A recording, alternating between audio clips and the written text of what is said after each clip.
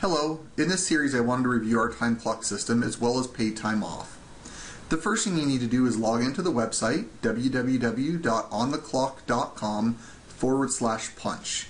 It'll prompt you for your email and password. If you've not been provided with an email and password, simply ask a manager and they'll get one to you. Once you've successfully logged into the system, you'll be presented with the following screens. As you can tell, you can easily punch in. However, it will log you out of the system and you need to log back in order to punch out.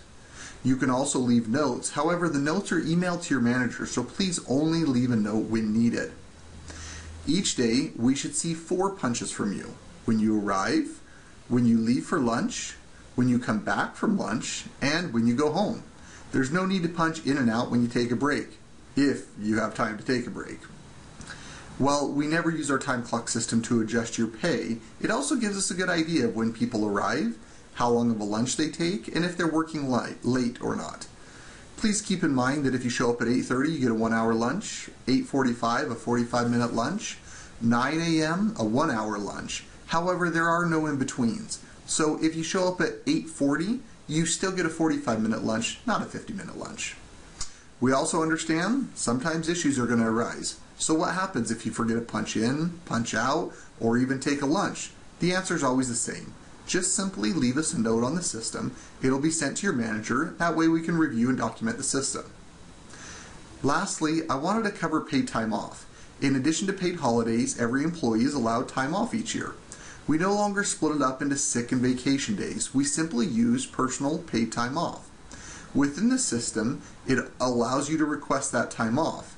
Make sure that you're logged into the system. Next, click PTO at the top.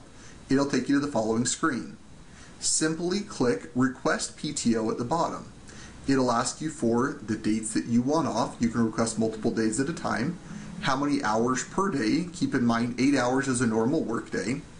And for type, you should always list it as personal.